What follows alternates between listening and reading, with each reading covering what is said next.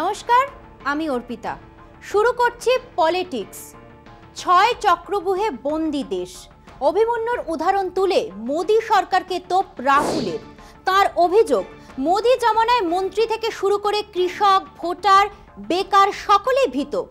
Agniveer pension থেকে কৃষকদের আইনি ন্যূনতম সহায়ক মূল্য বাজেটে কিছুই নেই। মহাভারতের যুদ্ধে চক্রব্যূহের ভিতরে ঢুকে আর বেরোতে পারেনি অভিমন্যু। কুরুপক্ষে ৬ জন মিলে অভিমন্যুকে হত্যা করে, যার মধ্যে ছিলেন দ্রোণাচার্য, কর্ণ, শকুনি, কৃতবর্মা, কৃপাচার্য ও অশ্বত্থামা। এবার সংসদে বিরোধী দলনেতা রাহুল গান্ধীর মুখে চক্রব্যূহ 2024। 21वीं सदी में सर एक नया चक्रव्यूह तैयार हुआ है। स्पीकर सर वो भी लोटस की शेप में है सर, और उसका चिन्ह प्रधानमंत्री जी अपनी छाती पर लगा के चलते हैं। তৃতীয়বার ক্ষমতায় মোদী সরকারের বাজেট কেমন হয়েছে তা নিয়েই সংসদে তার মতামত জানান রাহুল। বলেন, অভিমন্যুকে যেমন ৬ জন মিলে ঘিরে হত্যা করেন, দেশের সাধারণ মানুষও তেমনই ৬ জনের হাতের শিকার। এই বক্তব্যের পরে সংসদে তুমুল হই হট্টগোল। বাজেটের সমালোচনায় কি হাতিয়ার বিরোধী দলনেতার? আটকে মাঝারি ব্যবসায়ী, অগ্নিবীর, কৃষক, পড়ুয়া, বেকাররা। सेना के जवानों को आपने अग्निवीर के चक्रव्यूह में फंसाया। सही बात। इस बजट में अग्निवीरों के पेंशन के लिए 1 रुपया नहीं है। अब इस बजट में आपने उसी मिडिल क्लास के एक छुरा पीठ में मारा, दूसरा छुरा छाती में, एक इधर मारा और एक इधर मारा। इंडेक्सेशन जो आपने कैंसिल की वो पीठ में छुरा था, और जो कैपिटल गेन्स टैक्स आपने बढ़ाया वो छाती में छुरा। आपने long term capital gains tax को 10% से 12.5% किया, यहां छाती मारी, यहां छुरी मारी, और शॉर्ट टर्म को 15 से 20% छुरी मारी। রাহুলের সবচেয়ে বড় ঘোষণা কৃষকদের নিয়ে। ইন্ডিয়া জোটের হয়ে ফসলের ন্যূনতম সহায়ক মূল্যের আইনি গ্যারান্টি দেন রাহুল। जो सरकार से सिर्फ एक चीज मांग रहा है, लीगल गारंटीड एमएसपी। हमें लगता था कि ये कोई बड़ा काम नहीं है सर, ये इतना बड़ा काम नहीं है। हमें लगता था कि अगर सरकार बजट में इसका प्रोविजन कर देती, अगर बजट में इसका प्रोविजन कर देती, तो जो हमारे किसान हैं जो चक्रव्यूह में, आपके चक्रव्यूह में फंसे हैं, वो निकल पाते। ये हमारी थिंकिंग थी, मगर आपने नहीं किया। तो मैं यहां इंडिया गठबंधन के तरफ से गारंटी देता हूं कि हम ये काम करके दिखा देंगे। এদিন কেন্দ্রের বাজেটকে কটাক্ষ করে রাহুল বলেন, ২০ জন মিলে হালুয়া বাজেট বানিয়েছেন, যাদের মধ্যে একজন দলিত বা একজন আদিবাসীও নেই। এখন সময় একটা বিরতির। ফিরছি বিরতি নিয়ে, সঙ্গে থাকুন। রাজ্য বিজেপিতে এই মুহূর্তে সবাই রাজা, যে যা পারছেন বলে দিচ্ছেন। তার কি পরিণতি হতে পারে কেউ ভেবে দেখছেন না। দলের রাজ্য সভাপতি সুকান্ত মজুমদার কেন্দ্রে মন্ত্রী হওয়ায় বিজেপির নীতি অনুযায়ী তিনি আর রাজ্য সভাপতি থাকতে পারবেন না। লোকসভা ভোটে ভরাডুবি নিয়ে রাজ্য বিজেপির অন্দরে তীব্র কোন্দল চলেছে। এই অবস্থায় কেন্দ্রীয় নেতৃত্ব রাজ্য সংগঠনের খোল নলচেই পাল্টে ফেলার কথা ভাবছেন। আজ হোক কাল হোক, রাজ্য সভাপতি পদে তো বদল হবেই। সাংগঠনিক অন্যান্য পদগুলিতেও রদবদলের সম্ভাবনা রয়েছে বলে দলীয় সূত্রের খবর। লোকসভা ভোটে রাজ্যে ফল প্রকাশের পর থেকে বিজেপির অন্দরে একে অপরকে দোষারোপের পালা চলছে। সৌমিত্র খা, দিলীপ ঘোষ, লকেট চট্টোপাধ্যায়, অসীম সরকারের মতো অনেক নেতাই পরাজয় কিংবা জয়ের মার্জিন কম হওয়ায় দলেরই নানা গোষ্ঠীকে দূষেছেন। সেই দোষারোপের পালা এখনো চলছে। তারই মধ্যে গত 17ই জুলাই রাজ্য বিজেপির কর্মসমিতির বর্ধিত বৈঠকে বোমা ফাটিয়েছেন রাজ্যের বিরোধী দলনেতা শুভেন্দু অধিকারী। সংখ্যালঘুরা রাজ্যে বিজেপিকে ভোট দেয়নি বলে অভিযোগ করেই তিনি বলেন, অনেক হয়েছে, আর সবকা সাথ সবকা বিকাশের স্লোগানের প্রয়োজন নেই। যারা আমাদের সঙ্গে নেই আমরা তাদের সঙ্গে নেই, যারা আমাদের সঙ্গে আছে আমরা তাদের সঙ্গে আছি। 2014 সাল থেকে প্রধানমন্ত্রী নরেন্দ্র মোদীর প্রিয় স্লোগান এটি। পরবর্তীকালে তা বিজেপিরও স্লোগান হয়ে ওঠে। শুভেন্দু খোদ প্রধানমন্ত্রীরই স্লোগান বদলের ডাক দেওয়ায় দলের অন্দরে নানা জল্পনা শুরু হয়। সেদিনই পরে তার ব্যাখ্যা দিতে গিয়ে বিরোধী নেতা বলেন, আমি রাজনৈতিক বাস্তবতা থেকে একথা বলেছি, এর সঙ্গে প্রধানমন্ত্রীর স্লোগান বদলের কোনো সম্পর্ক নেই।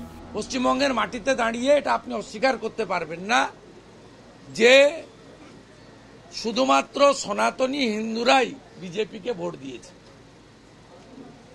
সংখ্যালঘু বিশেষ করে মুসলিমরা বিজেপিকে ভোট দেয়নি। 100 জন মুসলিমের মধ্যে 91 জন 2021-এ ভোট দিয়েছিলেন মমতা ব্যানার্জিকে। এবারে 95% মুসলিম ভোট দিয়েছে।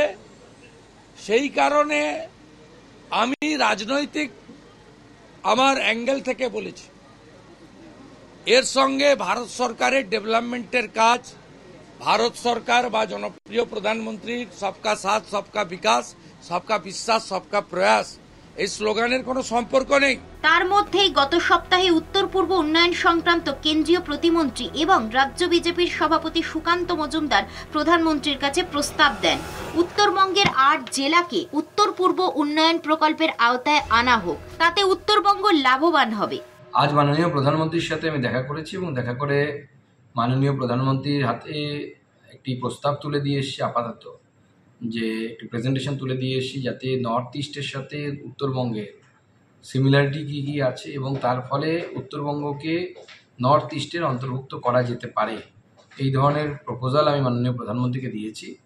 এবার মাননীয় প্রধানমন্ত্রী তার বিচার করবেন এবং আগামী দিনে যদি নর্থ ইস্টের সাথে উত্তরবঙ্গ যুক্ত হয়, উত্তরবঙ্গ পশ্চিমবঙ্গের অংশ হিসেবে নর্থ ইস্টের সাথে যদি যায়, তাহলে পরে স্বাভাবিকভাবেই উত্তরবঙ্গে কেন্দ্রীয় যে প্রকল্পগুলো আছে সেই প্রকল্পের টাকা অনেক বেশি পরিমাণে পাওয়া যাবে এবং তার সাথে সাথে এই এলাকা অনুন্নত এবং এই এলাকার উন্নয়ন হবে এবং আমার মনে হয় রাজ্য সরকারেরও এতে বাধা থাকবে না বা রাজ্য সরকারের সহযোগিতা আমরা পাবো। সুকান্তর ওই প্রস্তাব ঘিরেও বিতর্ক দেখা দেয়। শাসক দল তৃণমূল অভিযোগ করে সুকান্ত বঙ্গভঙ্গ চাইছেন। তার পরের দিনই ঝাড়খণ্ডের গোড্ডার বিজেপি সাংসদ নিশিকান্ত দুবে লোকসভায় 0 আওয়ারে বলেন বাংলার মুর্শিদাবাদ, মালদাহ এবং বিহারের কিষানগঞ্জ, আরারিয়া, কাটিহারকে নিয়ে পৃথক কেন্দ্রশাসিত অঞ্চল করা হোক, তা না হলে এই রাজ্যগুলি হিন্দু শূন্য হয়ে পড়বে। ওই 5 জেলাতেই বাংলাদেশি অনুপ্রবেশ বিপজ্জনকভাবে বাড়ছে। পশ্চিমবঙ্গ এবং ঝাড়খণ্ড রাজ্যের মদতে নিশিকান্তর প্রস্তাবকে সমর্থন করেন মুর্শিদাবাদের বিজেপি বিধায়ক গৌরীশঙ্কর ঘোষ এবং বহরমপুরের বিধায়ক সুব্রত মৈত্র। আবার সুকান্ত ও শুভেন্দু দাবি করেছেন রাজ্য বিজেপি বাংলা ভাগের বিপক্ষে। যারা এসব বলছেন সেগুলি তাঁদের ব্যক্তিগত মত। সব মিলিয়ে এই ইস্যুতেও বঙ্গ বিজেপির ছন্নছাড়া অবস্থা প্রকট। এই অবস্থায় বিজেপির কেন্দ্রীয় নেতৃত্ব রাজ্য বিজেপির সংগঠনের নাড়াচাড়া দিতে উদ্যোগী হয়েছেন। সূত্রের খবর, রাজ্য সভাপতি পদে তো বদল হবেই, কোপ পড়তে পারে রাজ্য সাধারণ সম্পাদকের ওপরেও। সংঘ পরিবার আবার চাইছে রাজ্য সভাপতি হন সংঘ ঘনিষ্ঠ কেউ। সংঘ পরিবার এবং বিজেপির কেন্দ্রীয় নেতৃত্ব বঙ্গ বিজেপির সভাপতি নিয়ে বৈঠকও করেছে। রাজ্য বিজেপির নেতারাও বলাবলি করছেন 2026-এর বিধানসভা ভোটে ক্ষমতায় আসতে হলে কঠোর পরিশ্রম ছাড়া কোনো বিকল্প নেই।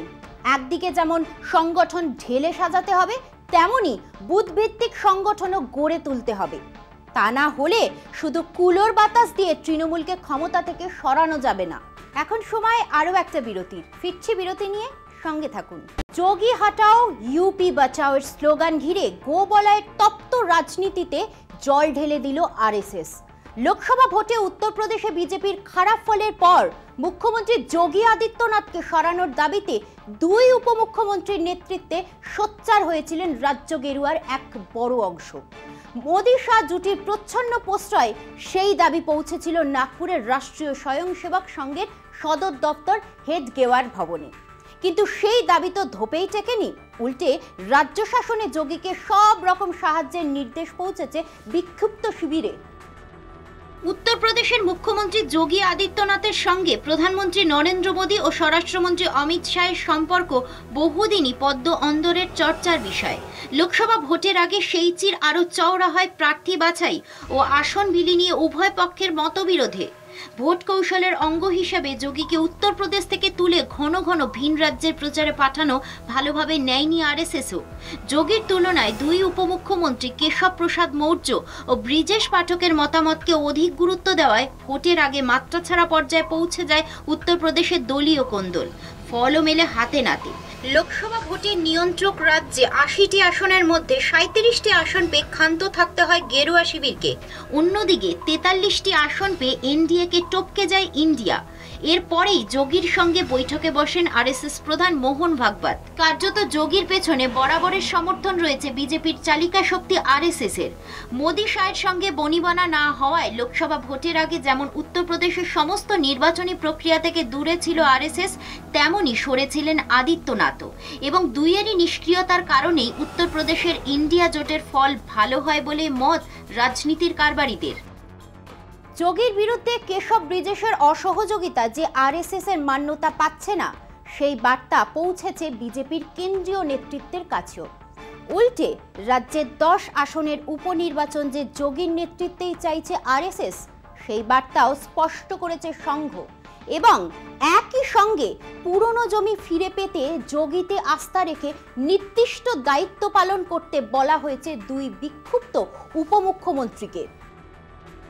গত কয়েক বছরে যোগী আদিত্যনাথের মুখ্যমন্ত্রীত্বে বারবার সংবাদের শিরোনামে উঠে এসেছে উত্তরপ্রদেশ, কখনো কঠোর হিন্দুত্ব ফলাওয়ে, কখনো বা সংখ্যালঘুদের কোণঠাসা করার অপচেষ্টার উদ্যোগে।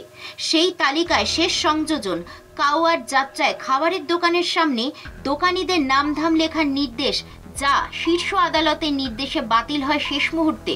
তারপরেও যোগীর জনপ্রিয়তা যে কমেনি তা বুঝেছে আরএসএস। যোগীর মাথায় যে কেবল আরএসএস এর হাত রয়েছে তা নয়, পেছনে রাজ্যের সংখ্যাগরিষ্ঠ বিধায়কের সমর্থন রয়েছে। এমনকি দুই উপমুখ্যমন্ত্রীর বিরোধিতার মধ্যেও নিজেকে উপযুক্ত প্রমাণ করতে মরিয়া যোগী। লোকসভার ফল বিশ্লেষণ ও আসন্ন বিধানসভা নির্বাচনগুলিতে জয়ের রূপরেখা তৈরির লক্ষ্যে প্রধানমন্ত্রীর সঙ্গে বৈঠকে যোগ দেওয়ার আগে রাজ্য প্রশাসনের সমস্ত স্তরের পদাধিকারীদের সঙ্গে বৈঠক করেন উত্তরপ্রদেশের মুখ্যমন্ত্রী। সেখানেই নিজের রাজ্যপাটের প্রতি আমলাদের ভরসা আদায় করেন যোগী।